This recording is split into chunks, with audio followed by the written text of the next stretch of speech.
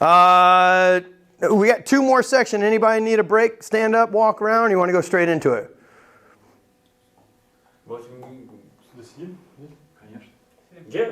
We're good? Let's continue. Let's go. All right. Stability. Again with the 3 axis. The 3 axis define moments by which this airplane can move. Take a look at the primary control surface at the bottom. I've got an aileron that causes roll, right? That aileron causes roll about the longitudinal axis. So I got roll, and it rolls with the longitudinal axis right at the center point of that roll. But the type of stability that's described is lateral stability, because we're moving the lateral axis. It gets confusing. And it gets confusing especially with the elevator or stabilator. Because of the way that engineers design these airplanes, we have some stability characteristics that we need to learn about. We need to know a little something about. Okay? One of those that we talk about primarily is the elevator or stabilator, or the longitudinal stability.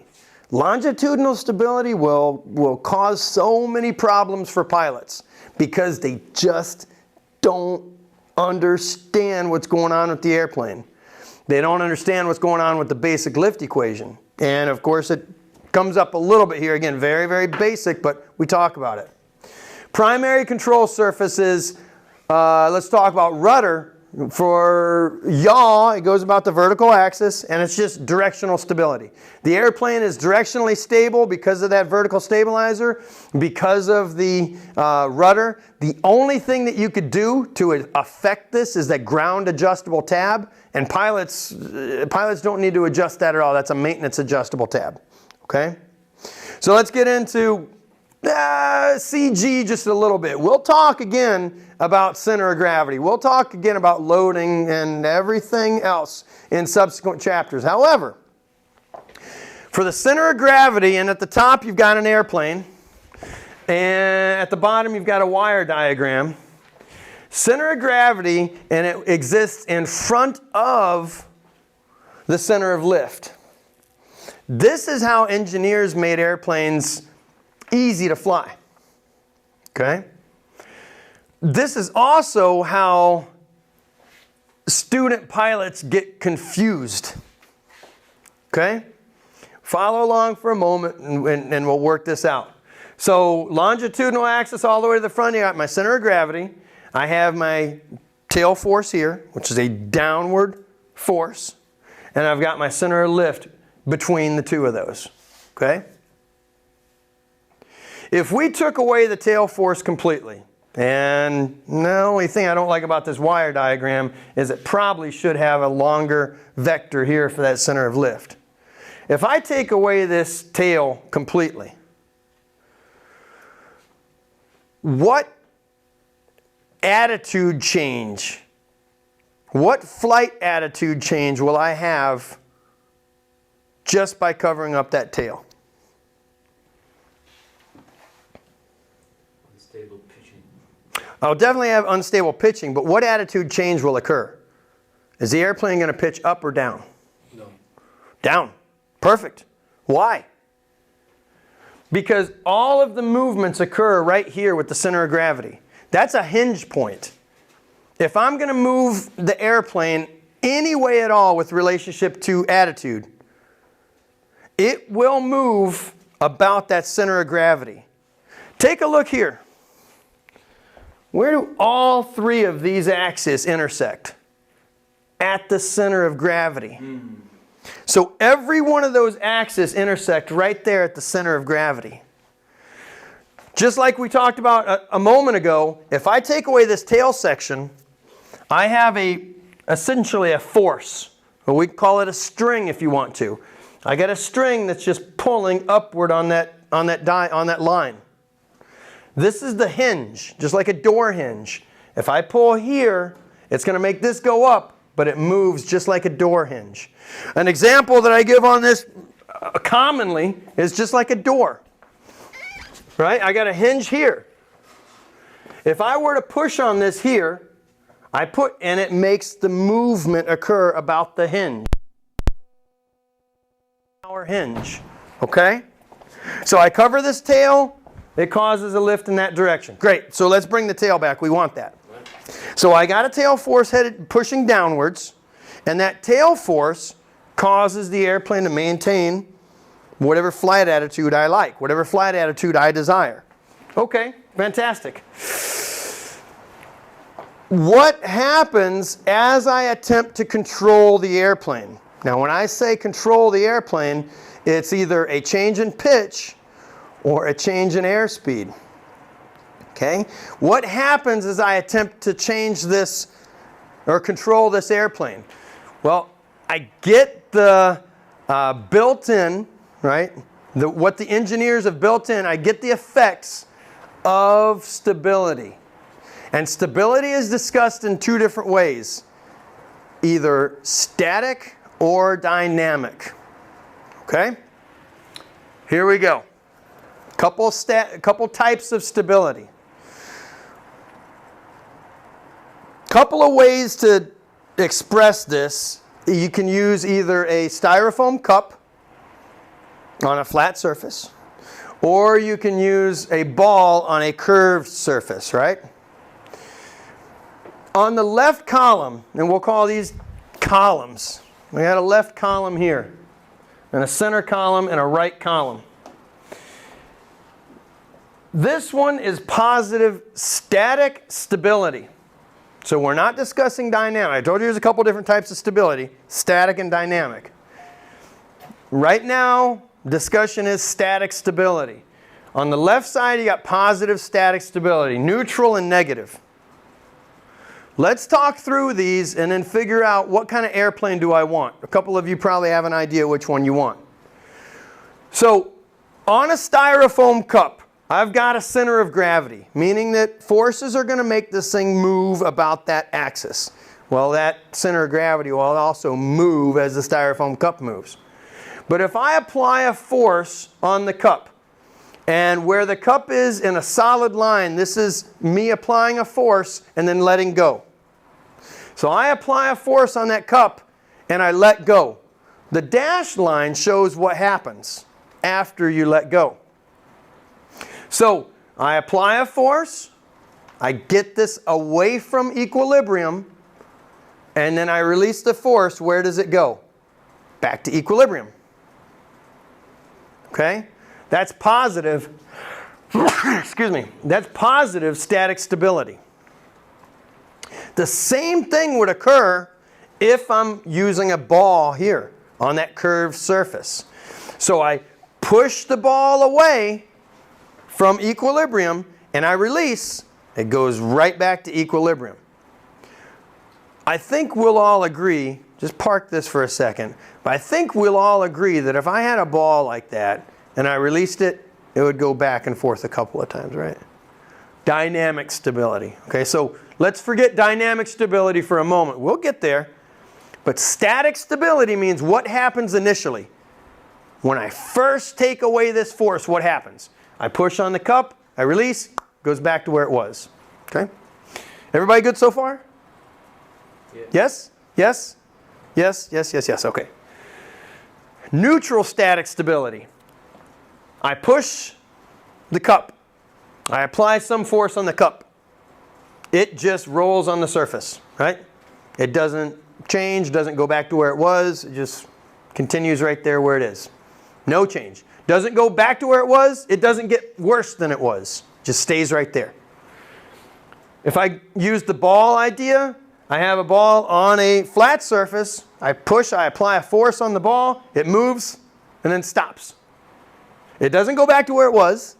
It doesn't get way worse. It just stops. That's neutral static stability. Nothing to do with dynamic. Completely different subject.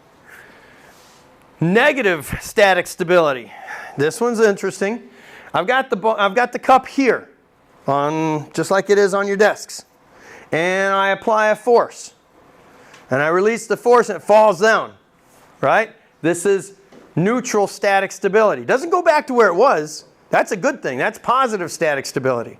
If I push it and it goes back to where it was, that's positive.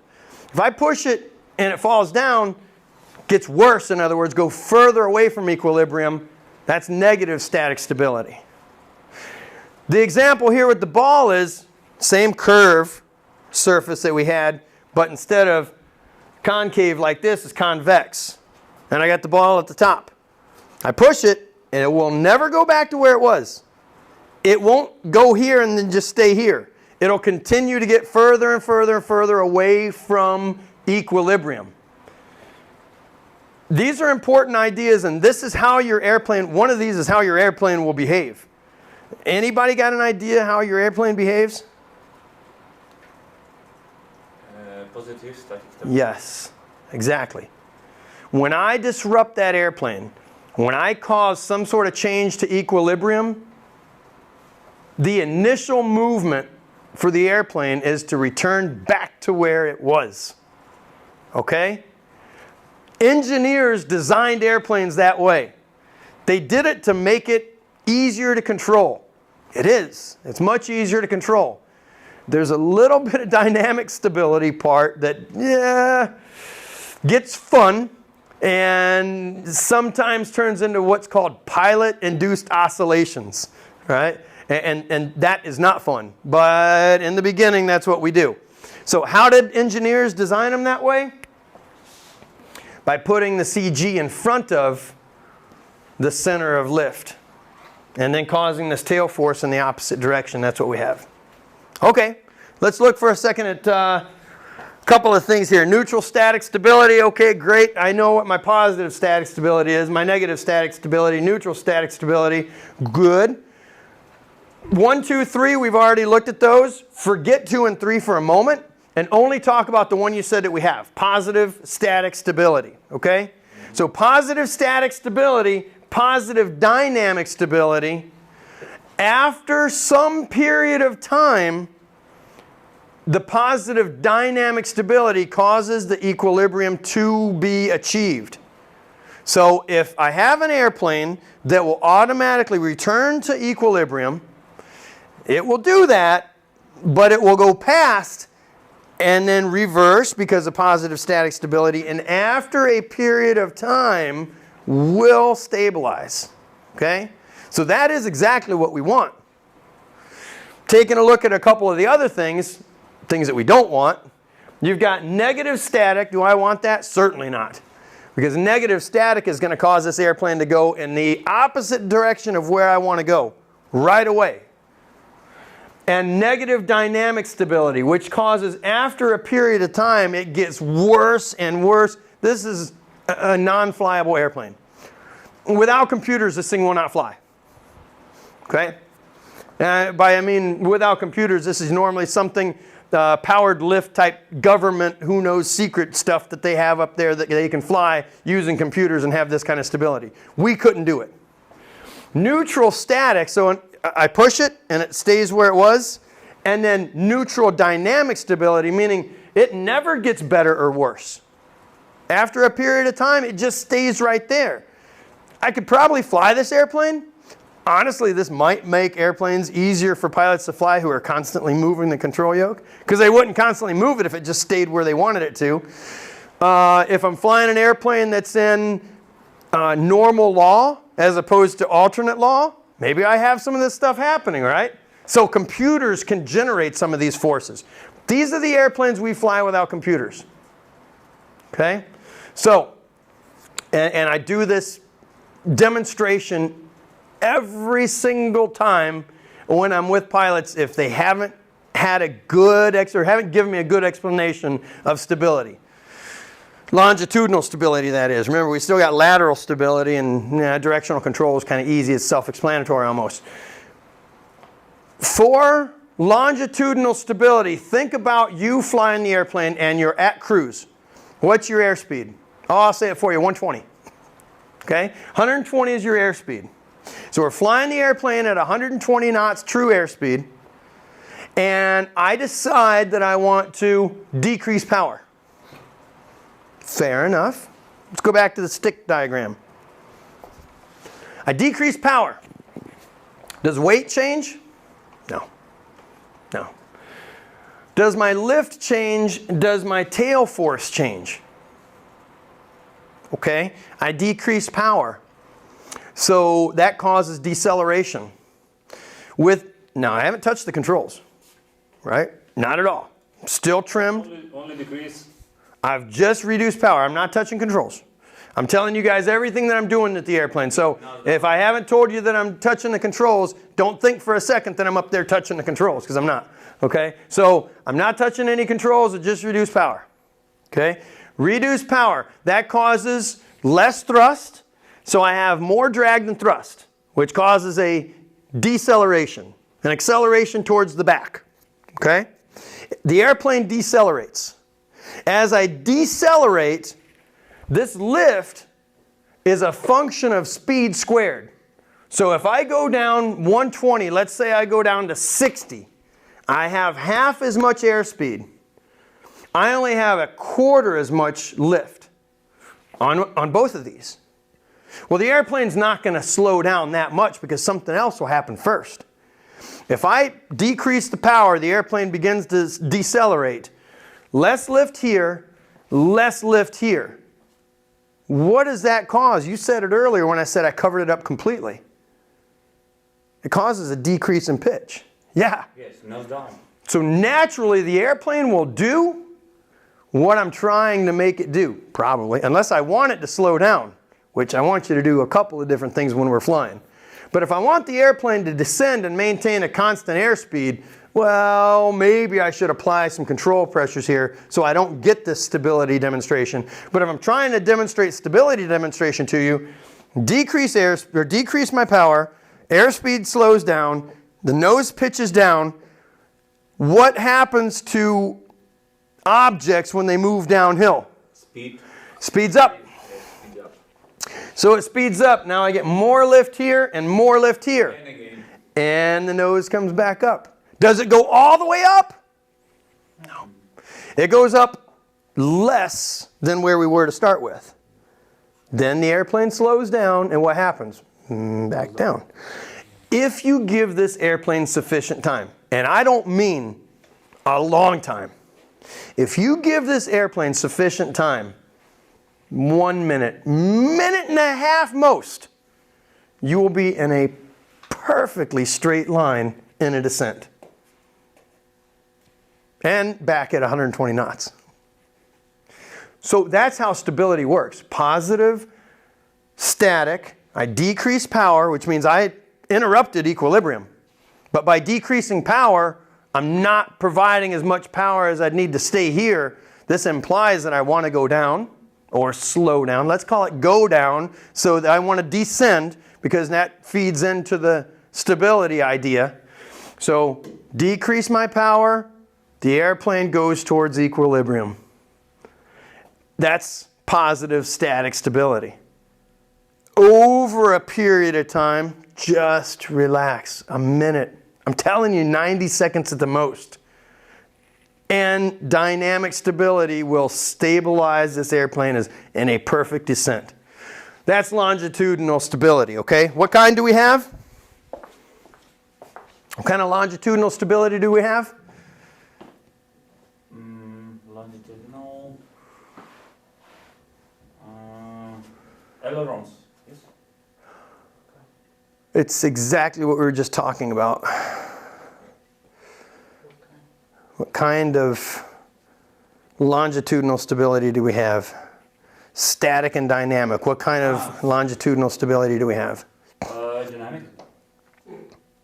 The question is positive, neutral, or negative. Yeah. I'll give you multiple choice. Which one? Positive. You got an answer. All right. Okay. Just another line diagram, a positive static, positive dynamic, positive static and neutral dynamic. Would that be a fun airplane to fly? That middle one? No. So if I had Positive static, which means it's going to go back to equilibrium, but neutral dynamic, that means it will constantly go like this. For how long? Ever. Forever. Right? It never stops. What about divergent oscillation? Positive static, it goes in the correct direction, but then negative dynamic. What happens to this airplane? It'll go back towards equilibrium, but then that first oscillation will be a little higher than nose up, and then it'll go a little bit, and then a little bit higher than that, and then a little bit lower. It just gets worse and worse and worse, right? So a couple of ideas there. Now, angle of attack. Let's talk angle of attack and stalls for just a little bit. 3-axis, that's fine. Lateral stability, directional stability, stalls. How do we stall the airplane? We set it exactly 54 minutes ago. How do we stall the airplane? By increasing the angle of attack. 2. Correct in a way, yes. 2. It's not the final description. To the critical one. Okay, exceed the critical angle of attack. Perfect. So I exceed my critical angle of attack, right? That's how I stall an airplane. Perfect. Can I stall the airplane at any airspeed? Remember we had an airspeed indicator up here earlier, and it showed that I have a stall speed, a VSO and a VS1, which will say VSO is the lower of the two because 0 comes before 1, right? Or they sometimes call it VSO and VSI. And I know it's not VSI, I know it's VSO, but stuff out and stuff in. So all of your stuff out, flaps, landing gear, everything out, and landing configuration is VSO.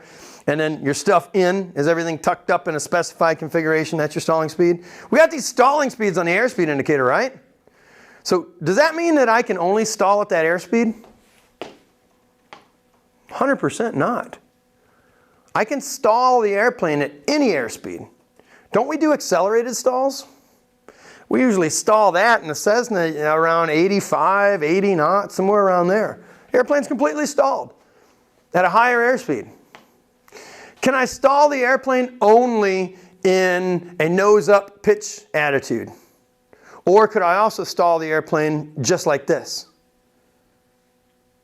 I could definitely stall the airplane just like this. Remember, you told me earlier, you said, and we talked about it an hour ago, how do I stall an airplane? I stall an airplane by exceeding the critical angle of attack.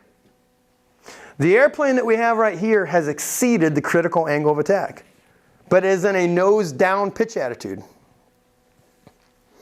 Look at the flight path. Remember, your relative wind is opposite to the flight path.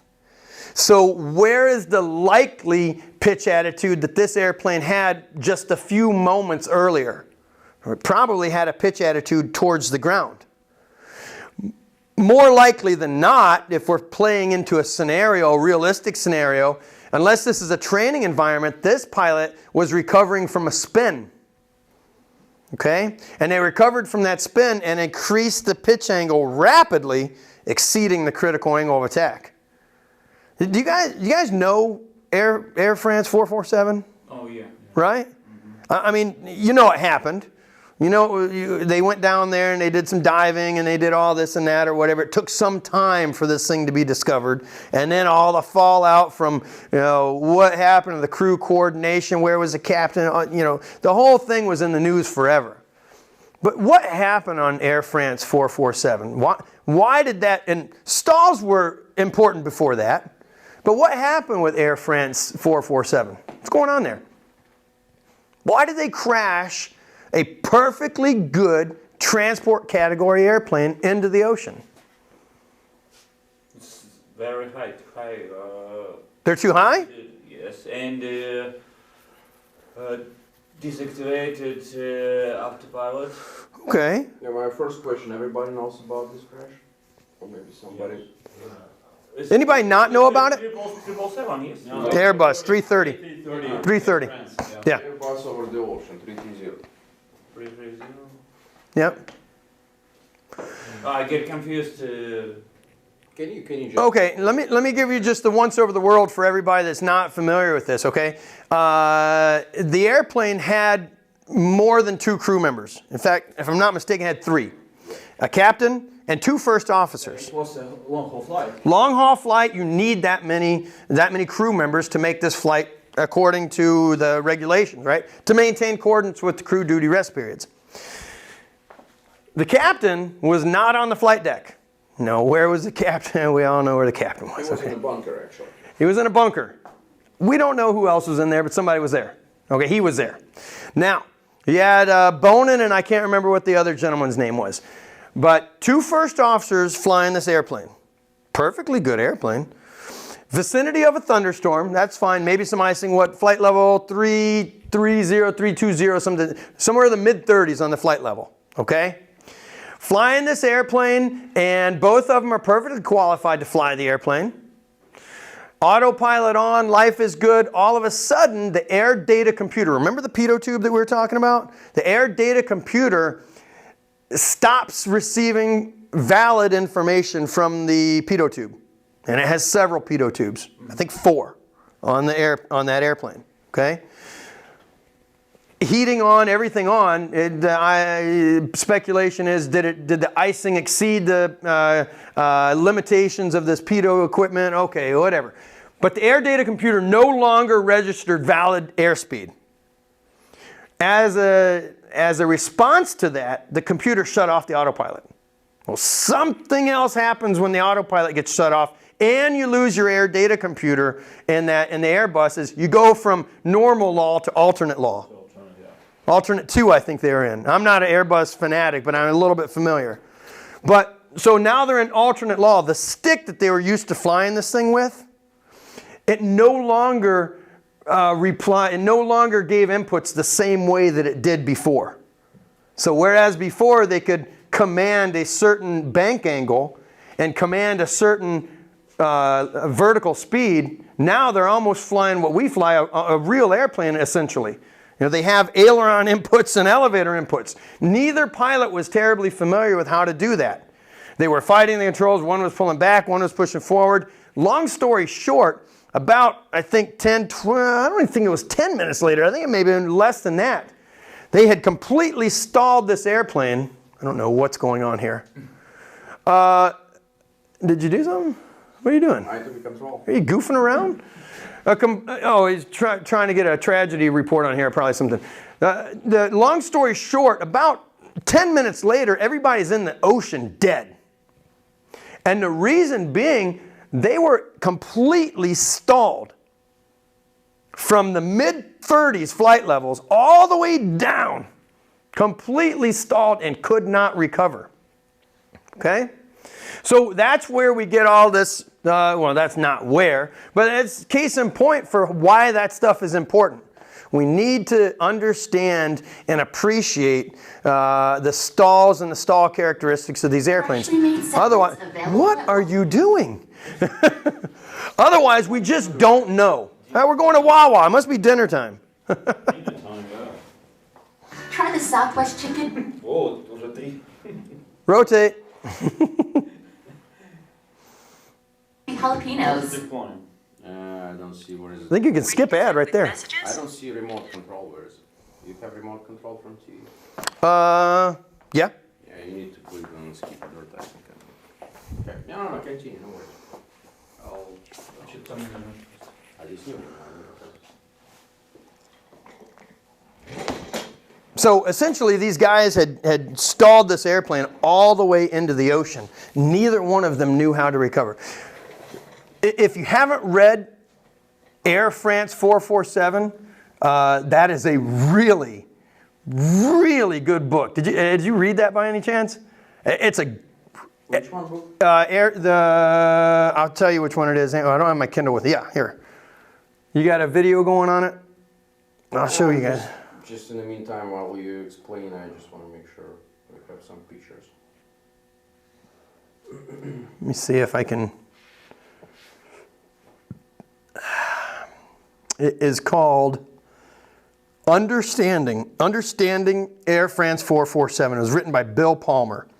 Bill Palmer. And Bill Palmer was an airline pilot for years and years and years, and he does a fantastic job of describing this from a very objective point of view. You know, that these guys are up there and they're being tossed around in this airplane. You know, who are we really to sit here and say I would have done any different? Well, I get it. The idea is that we hope training would have come in and we would have done differently, but you got to also put yourself into their situation. This was not an easy thing to recover from.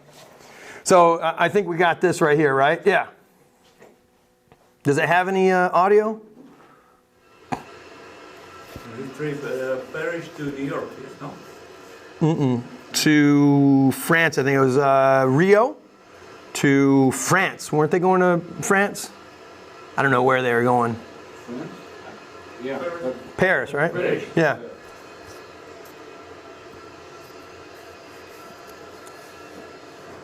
It's kind of really good idea to watch sometimes air crash investigations.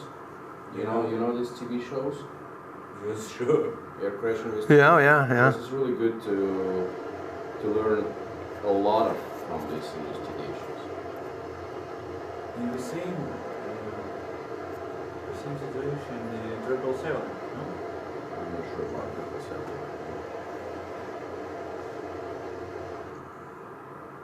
Когда он вышел капитан, а второй просто проспал в турбуленции, сейчас отключился, а ребята не свалились. So here at 2 o'clock in the morning, the captain wakes up that other pilot. He just put him to bed, and he says that they're going to change out. He makes sure everything's right, and then away he goes.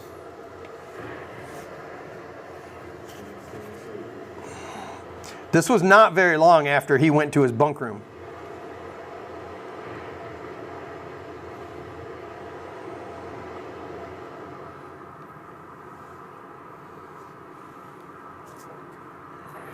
Pierre, yeah.